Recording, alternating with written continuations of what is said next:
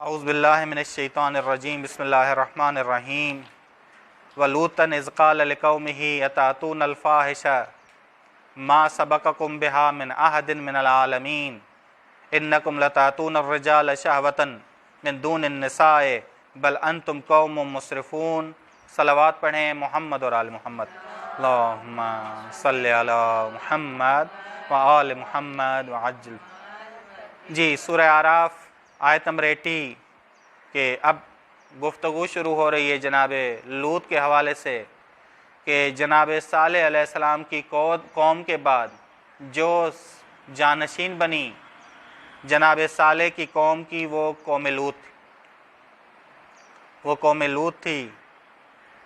یہ علاقہ وائز بات ہو رہی ہے، وگرنہ جناب لوط سے پہلے جناب ابراہیم تھے۔ ہم بات علاقہ وائز کر رہے ہیں کہ ان علاقوں میں جو قومیں آئیں وہ کون کون سی آئیں۔ وَلُوطًا إِذْ قَالَ لِقَوْمِهِ أَتَأْتُونَ الْفَاحِشَةَ، لوط منصوب ہے، زبر ہے اس پہ، دو تنوینیں ہیں، دو احتمال ہیں۔ پہلے والے کو مد نظر رکھیں تو ارسلنا لوطًا، ہم نے لوط کو بھیجا جب اس نے کہا اپنی قوم سے، یا یہ مراد ہے وَذْكُرْ لُوطًا، ٹھیک ہے نا، وَذْكُرْ لُوطًا۔ جب بھی از آئے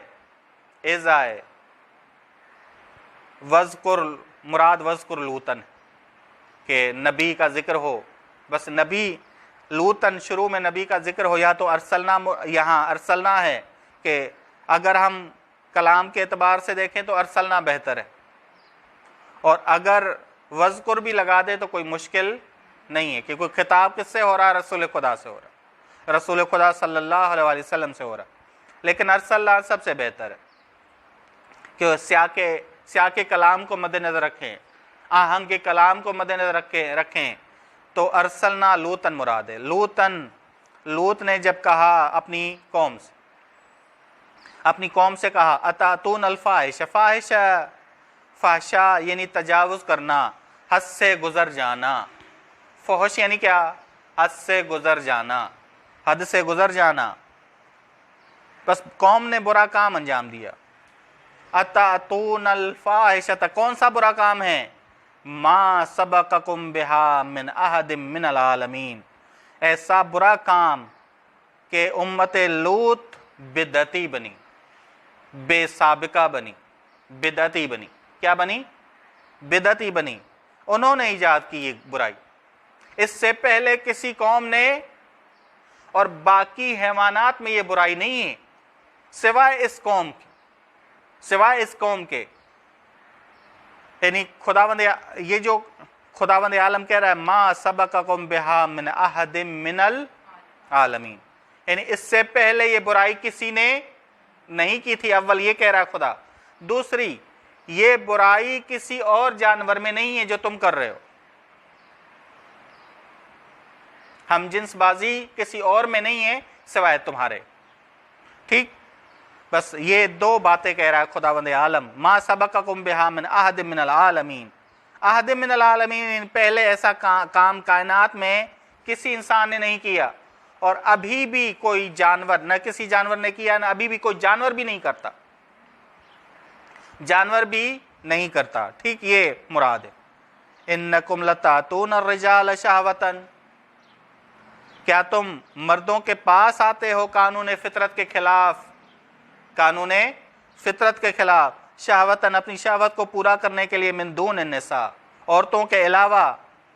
بس یہ فاحشہ کیا ہے کہ تم مردوں کے پاس اپنی شہوت کو مٹانے جاتے ہو، عورتوں کے پاس نہیں آتے۔ بل انتم قوم مسرفون، بلکہ تم حد سے تجاوز کرنے والے، کیونکہ قانون فطرت کے خلاف چل رہے ہو، قانون فطرت کے خلاف۔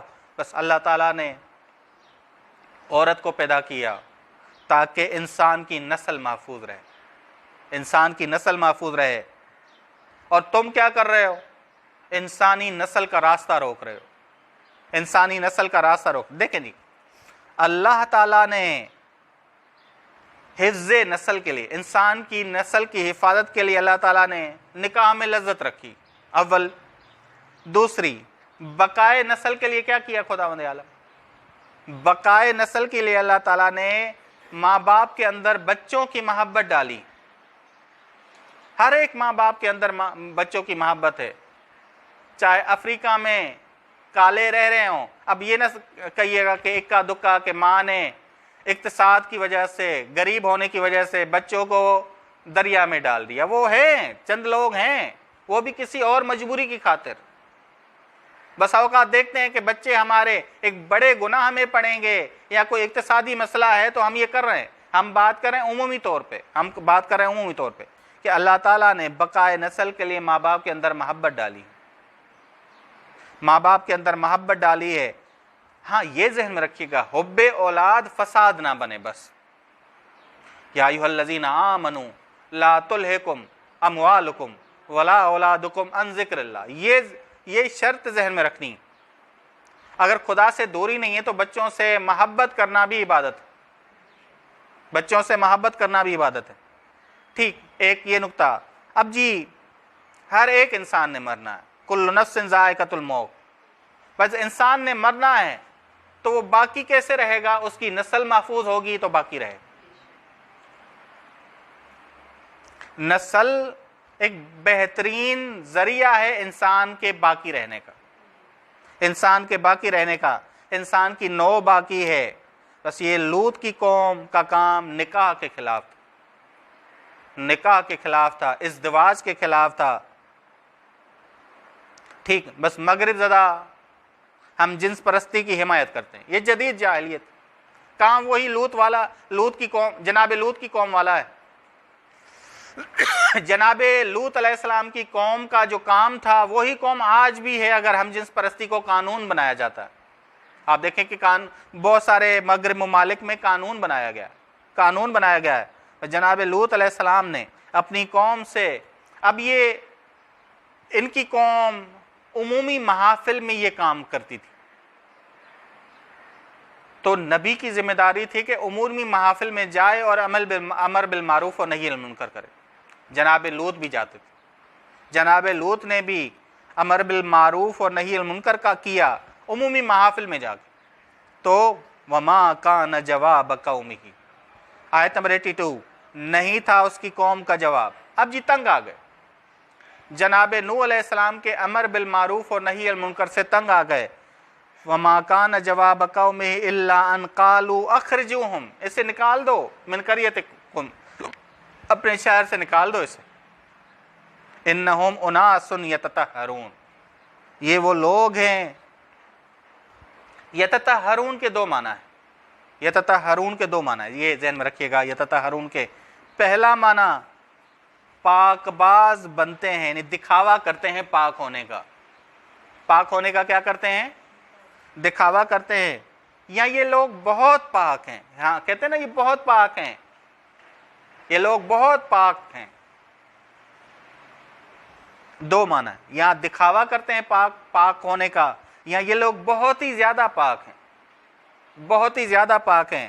بس قوم لوط پر جناب لوط علیہ السلام کا امر بالمعروف اور نہی عن المنکر اثر نہیں ہوا. امر بالمعروف اور نہی عن المنکر کرنا اثر نہیں ہوا. انہوں نے فیصلہ کیا کہ جناب لوط اور ان کے اہل حمایتی افراد کو شہر سے نکالا جائے. اس شہر سے اس کا کوئی تعلق نہیں. بس قوم لوط تمام محفلوں میں لواطی کی دعوت دیتے تھے، یہ برا کام کرتے تھے. جو کام حیوانوں نے نہیں کیا یہ کرتے تھے. بس جناب لوط نے بھی فیصلہ کیا کہ ہر محفل میں ان کو امر بالمعروف اور نہی عن المنکر کریں گے. اب نتیجہ کیا نکلا؟ نتیجہ نکلا کہ اب تنگ آ گئے جناب لوط اور ان مومنین سے جو امر بالمعروف اور نہی عن المنکر کرتے تھے. انہوں نے کہا نکال دو اس کو، اس شہر سے نکال دو. فما کان جواب قومی، جناب لوط کے امر بالمعروف اور نہی عن المنکر کے نتیجے میں ان کی قوم کا جواب یہ تھا. دیکھیں کتنا پوشیدہ ہے جو آپ جو ہے اسے سمجھ کے ترجمہ اور تفسیر کریں گے. بس یہ یہاں سے آپ نے سمجھنا ہے. بل انتم قوم مسرفون، وہ ہر محفل میں لواطی کی دعوت دیتے تھے. جناب لوط ہر محفل میں لواطی سے روکتے تھے. تنگ آ گئے، کہا کہ نکالو اس کو اس شہر سے، یہ بہت یتطہرون سے مراد دو معنی ہیں، دکھاوا کرتے ہیں پاک ہونے کا، یہاں بہت ہی پاک ہیں، بہت ہی پاک ہیں۔ فَأَنْجَيْنَاهُ وَأَهْلَهُ، یہ قرآن کریم کی ایک کام ہے، خدا نجات کو پہلے ذکر کرتا ہے، ہلاکت کو بعد میں ذکر کرتا ہے،